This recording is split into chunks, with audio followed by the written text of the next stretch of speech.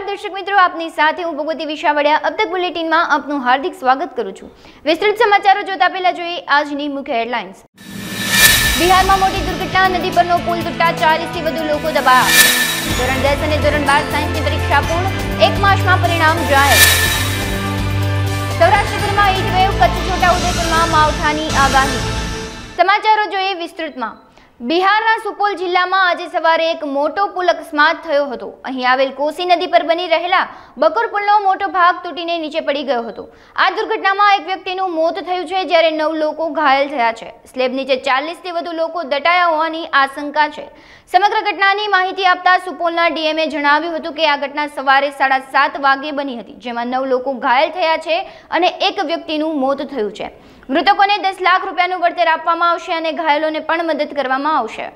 ધોરણ 10 અને 12 સાયન્સમાં આજ રોજ છેલ્લા પેપર સાથે પરીક્ષા સત્તાવાર રીતે પૂર્ણ થશે। ધોરણ 10માં અંગ્રેજી માધ્યમના વિદ્યાર્થીઓ માટે ગુજરાતી વિષયની પરીક્ષા લેવામાં આવી હતી, જેમાં પ્રવાસ, ઇન્ટરનેટ અને મિત્રતા વિષય નિબંધ પૂછવામાં આવ્યા હતા, જ્યારે ધોરણ 12 સામાન્ય પ્રવાહમાં હિન્દી દ્વિતીય ભાષાનું પેપર પણ સરળ રહ્યું હતું। જો કે હવે આજ રોજ ધોરણ 10 અને 12માં છેલ્લું પેપર હોવાથી વિદ્યાર્થીઓ પરીક્ષાના પ્રેશરમાંથી મુક્ત થશે, જ્યારે ધોરણ 12 સામાન્ય પ્રવાહના વિદ્યાર્થીઓની 26 માર્ચના રોજ છેલ્લી પરીક્ષા લેવાશે। ધોરણ 10 અને ધોરણ 12 સાયન્સની પરીક્ષા પૂર્ણ થયા બાદ સામાન્ય પ્રવાહમાં માત્ર 2 જ પરીક્ષા બાકી રહેશે, જેથી હવે મૂલ્યાંકનની કામગીરી ઝડપી બનાવવામાં આવશે। ગુજરાતમાં હીટવેવ વચ્ચે કમોસમી વરસાદનું પણ અનુમાન છે। એક તરફ અસહ્ય ગરમી અને ઉકળાટ અનુભવાય છે, ત્યાં ગુજરાતના કેટલાક શહેરોમાં વાદળછાયું વાતાવરણ રહીને કમોસમી વરસાદ એન્ટ્રી કરી શકે છે। ગુરુવારે અનેક વિસ્તારોમાં વાદળછાયું વાતાવરણ રહ્યું હતું। આ સાથે ગરમીમાં પણ વધારો નોંધાયો હતો। ગુજરાતમાં હાલ ઉત્તર પૂર્વથી ઉત્તરના પવન ફૂંકાઈ રહ્યા છે, જેના કારણે માર્ચ મહિનાના મધ્ય ભાગમાં ગુજરાતીઓને તપતી ગરમીનો અનુભવ થઈ રહ્યો છે। જોકે હજુ લઘુત્તમ તાપમાન 22 ડિગ્રીની આસપાસ રહેતા વહેલી પરોઢે ફૂલ ગુલાબી ઠંડી વર્તાઈ રહી છે, જેના કારણે બેવડી ઋતુનો અહેસાસ થઈ રહ્યો છે। ત્યારે હવામાન વિભાગના જણાવ્યા મુજબ ગુજરાતમાં 24 કલાક દરમિયાન કેટલાક વિસ્તારોમાં હીટવેવ રહેશે, તો કેટલાક વિસ્તારોમાં હળવો વરસાદ પણ થઈ શકે છે। કચ્છ, દાહોદ, મહીસાગર અને છોટાઉદેપુર જિલ્લામાં હળવો વરસાદ થવાની આગાહી કરી છે। સુરત સિંગણપુર પોલીસે રાજ્યની યુનિવર્સિટી શિક્ષણ બોર્ડના નકલી માર્કશીટ બનાવી કૌભાંડ આચરનાર આંતરરાજ્ય રેકેટનો પર્દાફાશ કરી આરોપી નિલેશ સાવલિયાની ધરપકડ કરી છે। તેની પાસેથી 137 બનાવટી માર્કશીટ મળી આવી છે, જે માર્કશીટ નિલેશ પોતે નહીં બનાવતો હતો, પરંતુ ઉત્તર પ્રદેશના ફરીદાબાદનો મનોજ કુમાર નામના શખ્સ દ્વારા માર્કશીટ બનાવી કુરિયર દ્વારા નિલેશને મોકલવામાં આવતી હતી। આ સમગ્ર રેકેટ વર્ષ 2011થી જ ચાલતું હતું, એટલે કે સુરતમાં એક એજન્ટ સામેલ છે તો પછી ભારતભરમાં અલગ-અલગ એજન્ટ સામેલ હશે। આ એક આંતરરાષ્ટ્રીય કૌભાંડ હોઈ શકે છે। આ સિવાય અલગ-અલગ યુનિવર્સિટી અને શિક્ષણ બોર્ડની બનાવટી માર્કશીટ મળી આવી છે। નિલેશ સાવલિયાની એજન્ટ તરીકે ભૂમિકા છે, તો વર્ષ 2011થી નિલેશ દ્વારા 70 થી 80 લોકોને બનાવટી માર્કશીટ બનાવી આપવામાં આવી છે। 20,000 થી લઈ 5 લાખ સુધીની રકમ બનાવટી માર્કશીટ બનાવવા માટે લેવામાં આવતી હતી। આજ રોજ સવારે 2:30 સિંગણપુર પોલીસ સ્ટેશન ખાતે IPC 420, 465, 467, 471, 120B હેઠળ એક ગુનો રજીસ્ટર કરવામાં આવેલ છે। આ ગુનાની પ્રાથમિક રીતે બતાવું તો એક ઈસમ છે અક્ષર ભરતભાઈ કલથિયા, જે વેડ રોડ કતારગામ ખાતે રહે છે।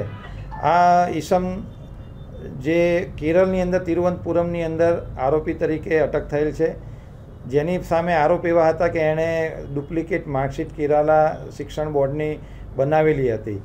તો એના મધર દ્વારા એક અરજી સિંગણપુર પોલીસ સ્ટેશન ખાતે આપવામાં આવેલી હતી।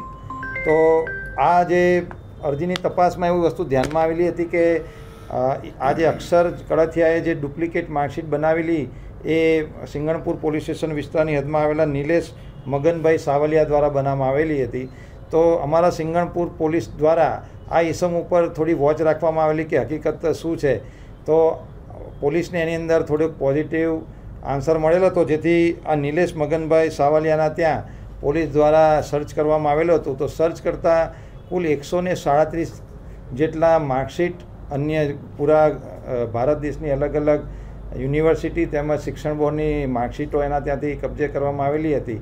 અને એની પ્રાથમિક પૂછપરછ કરતાં એવી વસ્તુ ધ્યાનમાં આવેલી હતી કે આ અક્ષર કળથિયાને એ જે ખરેખર 12મું પાસ નથી, પરંતુ એને ઉચ્ચ અભ્યાસ માટે ઇટાલી જવું હતું, તો એના માટે એણે 60,000 રૂપિયા આપીને આ નિલેશનો કોન્ટેક્ટ કરી એની પાસેથી આ ડુપ્લિકેટ માર્કશીટ મેળવેલી હતી। પરંતુ વિઝાની પ્રોસેસમાં માર્કશીટને વેરીફાઈ કરવા માટે જ્યારે તિરુવનંતપુરમમાં જ્યારે ગયો ત્યારે ત્યાંના અધિકારીઓને ધ્યાનમાં આવેલ કે આ માર્કશીટ તો ખોટી છે, તો એની વિરુદ્ધમાં ગુનો દાખલ કરી અને અટક કરવામાં આવેલ હતો. પરંતુ આ જે માર્કશીટ છે એ બનાવનાર અથવા એને આપનાર વ્યક્તિ એ નિલેશ મગનભાઈ સાવલિયા હોય. પોલીસે એને અટક કરીને એની સઘન પૂછપરછ કરતાં એની પાસેથી 137 જેટલા બીજા આવા અલગ અલગ માર્કશીટ અને ડિગ્રી મળેલી છે. અને એની પ્રાથમિક પૂછપરછ કરતાં તે બેઝિકલી 2011થી યશ એજ્યુકેશન એકેડમી નામે એક સંસ્થા ચલાવે છે અને એના દ્વારા 2011થી આ રીતે જે આવા જરૂરિયાતમંદો હોય એ લોકોને ડુપ્લિકેટ માર્કશીટ અથવા ડિગ્રી અથવા સર્ટિફિકેટ એ પ્રોવાઈડ કરતો હતો. એને પૂછવામાં આવતા કે આ ડિગ્રી સર્ટિફિકેટ એ જાતે પ્રિન્ટ કરતો હતો. તેના જણાવ્યા મુજબ ફરીદાબાદ ઉત્તર પ્રદેશનો એક ઈસમ છે મનોજ કુમાર, એની સાથે એ 2011થી કોન્ટેક્ટમાં હતો અને એ અહીંયા આ રીતે જે પણ જરૂરિયાતમંદ આવે એની પાસેથી પૈસા મેળવી અને એની વિગત એ મનોજ કુમારને પ્રોવાઈડ કરતો હતો. અને મનોજ કુમાર દ્વારા આવા ભારતની અલગ અલગ યુનિવર્સિટી અને શિક્ષણ બોર્ડની માર્કશીટો એ કુરિયર દ્વારા આને મોકલી આપતો હતો. અને આવી માર્કશીટ અને ડિગ્રીનો ઉપયોગ કરી અહીંયાના ભારતીયો એ સ્ટુડન્ટ વિઝા ઉપર ભારતની બહાર વિદેશ યાત્રાએ જતા હોય છે. તો આ એક બહુ મોટું કૌભાંડ ધ્યાનમાં આવેલું છે. અને અત્યારે અમારી પાસે માત્ર એક જ એજન્ટ જે આ નિલેશ મગનભાઈ સાવલિયા હાથમાં આવેલો છે અને એના અત્યારે હાથમાંથી અમને 137 સર્ટિફિકેટ મળેલા છે. તો 2011થી કદાચ એણે આનાથી ઘણા બધા માણસોને આ રીતે પ્રોવાઈડ કરે એવી શક્યતા છે. બીજું, આ તો સુરતની અંદરથી એક એજન્ટ પકડાયો છે, પણ મનોજ કુમારના આવા ભારતની અંદર ઘણા રાજ્યોની અંદર આવા એજન્ટો હોવાની પૂરેપૂરી શક્યતા છે. તો જોવા જઈએ તો આ એક બહુ મોટું કૌભાંડ છે અને આની ખૂબ ઊંડાણપૂર્વક તપાસ કરવામાં આવશે. જે 137 સર્ટિફિકેટ ને માર્કશીટ મળી છે એમાં સૌરાષ્ટ્ર યુનિવર્સિટીના 24 સર્ટિફિકેટ અમને મળેલા હતા, જેની અમે ત્યાંના વાઇસ ચાન્સેલર મેડમ છે એમની સાથે ડાયરેક્ટ કોન્ટેક્ટ કરીને અમે ઈમેલથી એમની પાસે વિગત મંગાવતા એ કન્ફર્મ થયું કે આ 24 જે સર્ટિફિકેટ છે એ તમામ ફેક છે, એટલે જે સૌરાષ્ટ્ર યુનિવર્સિટી દ્વારા ઇસ્યુ કરવામાં આવેલા નથી. તો પ્રાથમિક દ્રષ્ટિએ ક્લિયર કટ દેખાય છે કે આવી ભારતની જુદી જુદી યુનિવર્સિટીઓ તેમજ શિક્ષણ બોર્ડની અંદરથી આવા ફેક ડોક્યુમેન્ટ મળવામાં આવે છે અને આ ડોક્યુમેન્ટના આધારે આ તો એક ઉપયોગ થયો છે કે જે સ્ટુડન્ટ વિઝા પર બહાર જાય છે, પરંતુ આવા ડોક્યુમેન્ટનો અલગ અલગ જગ્યાએ ઉપયોગ થવાની પૂરેપૂરી સંભાવના છે. એટલે આ વિષયને બહુ જ ગંભીરતાથી લઈને આની તપાસ કરવામાં આવશે. આમ જોવા જઈએ તો એક આંતરરાજ્ય ષડયંત્ર જેવું જ કહી શકાય અને હું તો કહું છું આંતરરાષ્ટ્રીય પણ કહી શકાય, કારણ કે એવું પણ બને તપાસમાં કદાચ ફોરેનની કોઈ યુનિવર્સિટી જે આવા સ્ટુડન્ટને બોલાવતી હોય અને એમનો પણ જો મેલાફાડ ઇન્ટેન્શન હોય તો એક રીતે આંતરરાષ્ટ્રીય કૌભાંડ પણ કદાચ કહી શકાય. તો પોલીસ આના તમામ પાસાઓનું ઊંડાણપૂર્વક તપાસ કરી રહી છે અને તમામના સ્ટેટમેન્ટ રેકોર્ડ કરવામાં આવશે અને એના એવિડન્સ ભેગા કરવામાં આવશે. અને અત્યારે હાલમાં નિલેશ મગનભાઈ સાવલિયા પોલીસ કસ્ટડીમાં લીધેલ છે.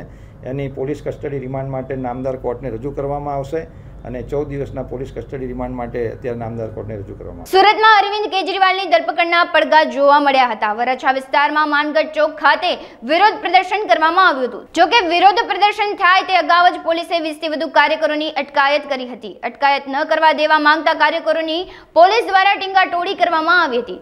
પોલીસે કહ્યું હતું કે મંજૂરી વગર સમગ્ર કાર્યક્રમ કરવામાં આવતા પગલાં ભરાયા છે. ઇન્ડિયા ગઠબંધન અને આપના કાર્યકરો તથા પોલીસ વચ્ચે ઘર્ષણની સ્થિતિ સર્જાઈ હતી. તમામ લોકોને ટીંગાટોળી કરી અટકાયત કરવામાં આવી છે. જે આજે આમ આદમી પાર્ટી દ્વારા સુરત વરાછા ખાતે વિરોધ પ્રદર્શન કરવામાં આવ્યું હતું. વિરોધ પ્રદર્શનનું મુખ્ય કારણ એ હતું કે દિલ્હીના યશસ્વી મુખ્યમંત્રી અને આમ આદમી પાર્ટીના સુપ્રીમો અરવિંદ કેજરીવાલની ગઈકાલે ધરપકડ કરવામાં આવી છે. અરવિંદ કેજરીવાલ સાહેબ ઉપર ઈડી દ્વારા અલગ અલગ પ્રકારના આરોપો લગાવી અને ધરપકડ કરેલી છે. અમે માનીએ છીએ કે દેશની અંદર ભ્રષ્ટાચારીઓને સજા થવી જોઈએ. મહારાષ્ટ્રની અંદર જે એકનાથ શિંદે, પવાર ગુટમાંથી જે છૂટા પડેલા લોકો, કોંગ્રેસના માજી મુખ્યમંત્રી, એ દરેક લોકો આજે ભારતીય જનતા પાર્ટીમાં આવી ગયા છે. તો એ લોકોને મહિના દિવસ પહેલાં માનનીય નરેન્દ્ર મોદી સાહેબે એવું કીધું હતું કે એ ભ્રષ્ટાચારી છે, હજારો કરોડનો ગફલો કરીને બેઠા છે, એ લોકો જેલમાં જશે. તો આજે એ લોકો રાજ્યસભાના સાંસદો થઈને બેઠા છે. એનડીએ ગઠબંધનની અંદર મહારાષ્ટ્રમાંથી ચૂંટણી લડી રહ્યા છે. જો દેશની અંદર કાયદો એક સરખો હોય તો મહારાષ્ટ્રની અંદર ભ્રષ્ટાચાર કરવાવાળા, બંગાળની અંદર ભ્રષ્ટાચાર કરવાવાળા, બિહારની અંદર ભ્રષ્ટાચાર કરવાવાળા, યુપીની અંદર ભ્રષ્ટાચાર કરવાવાળા દરેક લોકોને સજા થવી જોઈએ, પરંતુ એવું નથી થતું. એક જ વસ્તુ થાય છે, જે લોકો ઇન્ડિયા ગઠબંધનની અંદર જોડાય અને જ્યારે નરેન્દ્ર મોદી સાહેબને એવું લાગે કે હવે અમારી સરકાર ઉપર કઈ તકલીફ પડવાની છે, અમને થોડી ઘણી હાર થાય એમ છે. સુરતના વરાછામાં વિરોધ પ્રદર્શન માટે કેટલાક લોકો ભેગા થયા હતા. એમણે પોલીસની કોઈ મંજૂરી મેળવી નથી ભેગા થવા માટે. તો અત્યારે એમસીસી લાગુ પડેલ હોય એ લોકોને ડિટેન કરવામાં આવ્યા છે અને એમની સામે કાયદેસરની કાર્યવાહી કરવામાં આવી છે. 20 જેટલા લોકો છે જેમને ડિટેન કર્યા છે.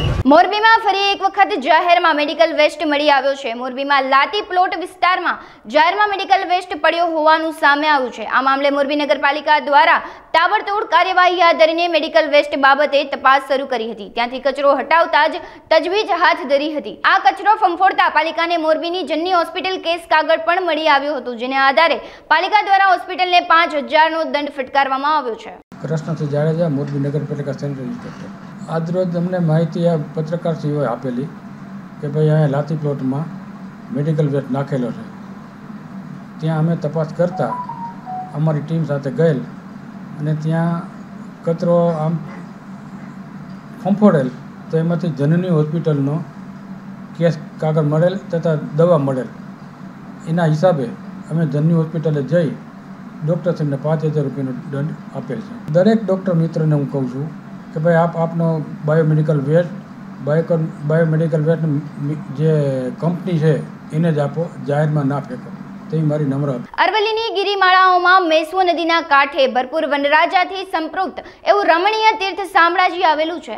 આ સ્થળ અતિ પ્રાચીન છે. હોળી ધૂળેટીના પર્વને લઈ મંદિર ટ્રસ્ટ દ્વારા સમય જાહેર કરવામાં આવ્યો છે. ફાગણ સુદ પૂનમે મંદિર સવારે 6 વાગે ખુલશે. વહેલી સવારે 6:45 વાગે મંગળા આરતી અને 8:30 વાગે શૃંગાર આરતી કરવામાં આવશે. બપોરે 11:30 કલાકે ભગવાન કાળિયા ઠાકોરને રાજભોગ ધરાશે. ત્યારબાદ 11:30 થી 12:15 કલાક સુધી મંદિર બંધ રહેશે. બપોરે 12:15 થી રાજભોગ આરતી બાદ 2:15 સુધી મંદિર બંધ રહેશે. સાંજે 6:30 કલાકે સંધ્યા આરતી કરાશે અને 8:15 કલાકે શયન આરતી બાદ 8:30 વાગે ફરી મંદિર બંધ થશે.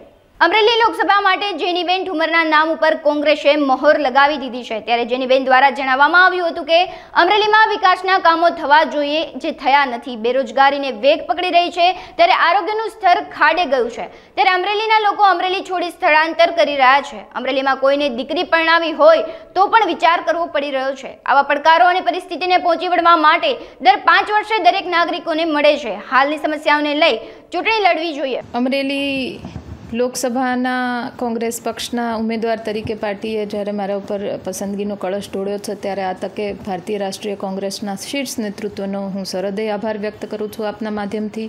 સાથે અમારા પ્રદેશ પ્રમુખ માનનીય શક્તિસિંહજી ગોહિલ, નેતા વિપક્ષ માનનીય અમિતભાઈ ચાવડા, પૂર્વ નેતા વિપક્ષ અને અમરેલીના પનોતા પુત્ર એવા માનનીય પરેશભાઈ ધાનાણી, જિલ્લા કોંગ્રેસ સમિતિના પ્રમુખભાઈ શ્રી પ્રતાપભાઈ દુધાત, અહીંયા અમરેલી જિલ્લાના તમામ મારા વડીલો, આગેવાનો, આ બધા જનો હું સંપૂર્ણ દિલથી આભાર વ્યક્ત કરું છું કે જેમણે મને આ મુકામ સુધી પહોંચવા માટે પ્રત્યક્ષ કે પરોક્ષ રીતે મદદરૂપ થવામાં કસર નથી બાકી રાખી. આવનારા સમયમાં અમરેલી જિલ્લા માટે પડકારો ઘણા બધા છે. પાછળના સમયની અમરેલી જિલ્લાની સમસ્યાઓ વિકરાળ છે. ઘણા બધા પડકારો એટલા માટે રહેવાના છે કે જે વિકાસ થવો જોઈતો હતો, જે વિકાસના નામની વાતો થઈ, એ પ્રમાણેનું અમરેલીમાં કોઈ પ્રકારે કોઈ જાતનો વિકાસ દેખાતો નથી. સાથે જે પ્રમાણે પરિસ્થિતિનું નિર્માણ થતું જાય છે, બેરોજગારી એનો પીક પકડી રહી છે, શિક્ષણનું સ્તર ખાડે ગયું છે, આરોગ્યનું સ્તર ખાડે ગયું છે અને યુવાનો અમરેલી જિલ્લો છોડીને બાળ સ્થળાંતર કરી રહ્યો છે, કારણ કે અમરેલી જિલ્લામાં કોઈને પોતાની દીકરી પણ પરણાવી હોય તો એકવાર વિચાર કરે છે.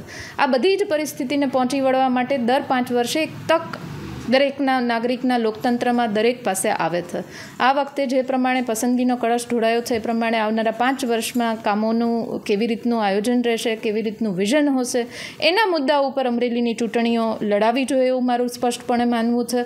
અમરેલીની જે સમસ્યાઓ છે એના માટે કોણ લડશે, એને કોણ વાચા આપશે, કોણ આ પરિસ્થિતિને અમરેલી જિલ્લાને આ પરિસ્થિતિમાંથી બહાર કાઢશે, આ વિચારવા જેવા પ્રશ્નો છે અને દરેક નાગરિકે પોતે વિચારવા પડશે એવું પણ મારું માનવું છે. અને આવનારા સમયમાં જ્યારે હજી તો મતદાન થવાને ખૂબ સમય બાકી છે ત્યારે ચૂંટણીમાં અનેક પ્રકારની વાતો આવવાની, અનેક પ્રકારની અફવાઓ આવવાની, અનેક પ્રકારના પ્રલોભનો આવવાના, પણ અમરેલીની જનતાએ આ વખતે કંઈક અલગ નક્કી કર્યું છે. કોઈક મૂડ અને મિજાજ કંઈક અલગ હશે અને ચૂંટણીનો રંગ પણ કંઈક અલગ આવશે એવું મારું ચોક્કસપણે માનવું છે. ને જે પ્રમાણેની વાતો છે એમાં અમરેલી 26માંથી 26 બેઠકો જીતે, 400 ને પાર કેન્દ્રમાં બેઠકો જીતે, આ ભારતીય જનતા પાર્ટીના જે દાવાઓ છે પોકળ સાબિત અમરેલી જિલ્લાની જનતા, લોકસભા વિસ્તારની જનતા સાબિત કરી બતાવશે એવું પણ મારું ચોક્કસ માનવું છે. આગામી લોકસભાની ચૂંટણીના અનુસંધાને કચ્છના ઇલેક્શન આઇકોન અંજાર તાલુકાના રતનાલ ગામના નંદલાલ સામજી છાંગાએ કલેક્ટર અમિત અરોરાની મુલાકાત કરી હતી. છાંગા 95% દિવ્યાંગ હોવા છતાં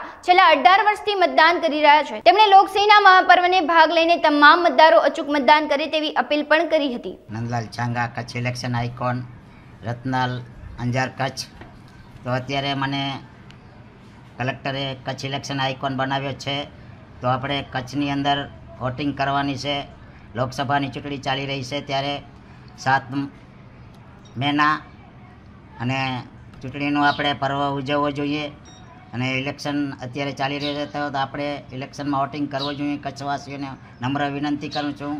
અને હું પણ 18 વર્ષથી આજે વોટિંગ કરું છું. 95% દિવ્યાંગ છું તો, અને મારી નમ્ર વિનંતી છે કે કચ્છની અંદર વોટિંગ કરવું જોઈએ, જરૂરી છે. ચૂંટણીને લઈ ભારતીય જનતા પાર્ટી દ્વારા 22 ઉમેદવારોના નામની જાહેરાત થઈ ગઈ છે. ત્યારે જામનગર બેઠક માટે ભાજપે વર્તમાન સાંસદ એટલે કે પૂનમબેન માડમને રિપીટ કર્યા છે. તો આ બેઠક પર કોંગ્રેસે પણ પોતાના ઉમેદવારની પસંદગી કરી નાખી છે. તો વાત સામે આવી છે. સંભાવનાઓ છે કે અહીંથી કોંગ્રેસ જેપી મારવરિયાને મેદાનમાં ઉતારશે. મહત્વની વાત એ છે કે હજી સુધી સત્તાવાર જાહેરાત થઈ નથી, પણ જામનગરના કાર્યકર્તાઓમાં ઉત્સાહ દેખાઈ રહ્યો છે. આજે સૌપ્રથમ તો હું ભારતીય રાષ્ટ્રીય કોંગ્રેસ પક્ષના માન્ય અધ્યક્ષ શ્રી ખડકે સાહેબ, માન્ય સોનિયા ગાંધીજી તથા માન્ય રાહુલ ગાંધીજીનો ખૂબ ખૂબ આભાર માનું છું કે મને મારી ખૂબ જ નાની ઉંમરમાં એક યંગ ચહેરા તરીકે મને પાટીદાર સમાજના દીકરા તરીકે આજે મને મૂક્યો છે ત્યારે હું ખૂબ જ તેમનો આભાર માનું છું. સાથે સાથે ગુજરાત પ્રદેશ કોંગ્રેસ સમિતિના માન્ય અધ્યક્ષ અને રાજ્યસભાના સાંસદ એવા શક્તિસિંહ ગોયલ સાહેબનો પણ ખૂબ ખૂબ આભાર માનું છું. તેમજ જામનગર જિલ્લા, શહેર અને જિલ્લાના બંને હોદ્દેદારો અને વરિષ્ઠ નેતાઓ માનનીય શ્રી વિક્રમભાઈ માડમ, જેટી પટેલ સાહેબ, પ્રવીણભાઈ મુછડે સાહેબ, શહેર પ્રમુખ દિગુભાઈ જાડેજા તથા અમારા જામનગર જિલ્લા પ્રમુખ શ્રી મનોજભાઈ કથિરિયા તથા અન્ય તમામ હોદ્દેદારોનો જે મારો સુરમાં સુર પુરાવ્યો છે અને મને સાથ સહકાર આપ્યો છે.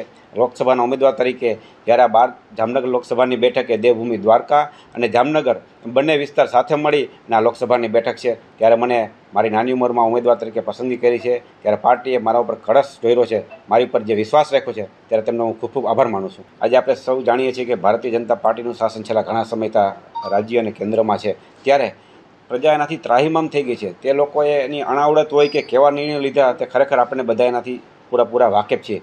આજે ગરીબી, બેકારી, મોંઘવારી, બેરોજગારી, ભ્રષ્ટાચાર એટલી હદે થઈ ગયો છે એનું કોઈ સીમા નથી. ખેડૂતોને આજે આત્મહત્યા કરવી પડે એ પરિસ્થિતિનું નિર્માણ થઈ રહ્યું છે ભારતીય જનતા પાર્ટીના શાસનમાં. તો આ બધા મુદ્દાઓ લઈ અમે છેવાડાના માણસ સુધી પહોંચાડીશું. તેમના પ્રશ્નોને વાચા આપવા માટે અમે તત્પર રહીશું. એ બાબતે લઈ અને અમે આજે મેદાનમાં ઉતર્યા છીએ. અબડાસા તાલુકાના સરપંચ સંગઠન દ્વારા તાલુકા વિકાસ અધિકારીને આવેદનપત્ર પાઠવવામાં આવ્યું હતું. તાલુકાની ગ્રામ પંચાયતોના વિવિધ સમસ્યાનું નિરાકરણ કરવા માટે આવેદનપત્ર આપવામાં આવ્યું હતું, જેમાં જણાવવામાં આવ્યું હતું કે તાલુકા પંચાયતના અધિકની મદદથી ઇજનેરની કાયમી નિમણૂક કરવામાં આવે. તો આ ઉપરાંત વિકાસના કામો જેવા કે મજૂર કલ્યાણ કેન્દ્ર, સાંસ્કૃતિક હોલ, પૂર સંરક્ષણ દિવાલ, પાણીના ટાંકા, શૌચાલય, સ્મશાનની છાપરી, બસ સ્ટેશન, સ્નાન ઘાટ, રેન બસેરા પુલ વગેરે સમસ્યાને લઈ તાલુકા વિકાસ અધિકારીને રજૂઆત કરવામાં આવી હતી.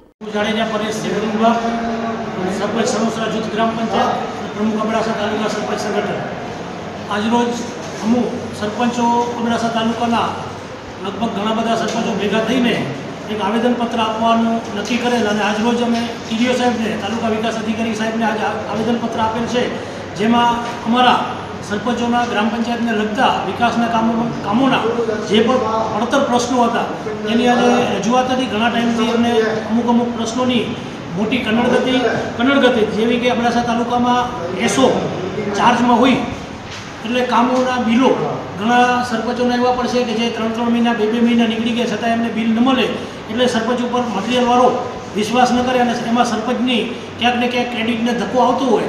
જેથી આજે ટીડીઓ સાહેબ કરીને એ પણ આવેદનપત્ર આપ્યું કે અમને બિલ વહેલી તકે મળે. પછી અત્યારને એસઓઆરના ભાવ પ્રમાણે કે આરસીસી કામો છે. આરસીસી કામ અમને 850 ફૂટનું એક કોમ્યુનિટી હોલ મજદૂર કલ્યાણ સંઘ એટલે આપે કલ્યાણ કેન્દ્ર, એનો 850 ફૂટ કામ છે અને 4 લાખ રૂપિયા એની ગ્રાન્ટ આપવામાં આવે. એટલે એનો એવરેજ લઈએ તો લગભગ 500 રૂપિયા ફૂટે ગ્રાન્ટ સરકારશ્રી આપે છે.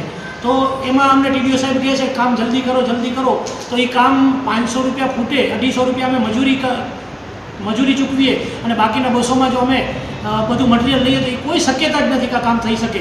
એટલે એ કામનો અમે આજરોજ ટીડીઓ સાહેબને કીધું છે કે અમે એ કામ કરવાના નથી અને જે ભાઈઓએ વર્ક ઓર્ડર લીધા હશે એ પણ પાછા પરત કરશે. અને જે પણ આરસીસી કામ છે, જેવા કે પાણીના ટાંકા છે કે આરસીસી દિવાલ છે કે એવા આરસીસી જેટલા પણ કામો છે એમાં એસ્ટિમેટમાં સુધારો હોવો જોઈએ. કારણ કે અબડાસા ભારત દેશમાં જ છે કે પાકિસ્તાનમાં નથી આવતું. એનું કારણ કે નખત્રાણામાં અને માંડવીમાં SORના ભાવ અલગ હોય. સીસી રોડ લાખ રૂપિયાનો બનતો હોય તો એના ત્યાં 45 મીટર સમથિંગ હોય, અહીંયા 50 મીટર સમથિંગ કરવાનું હોય.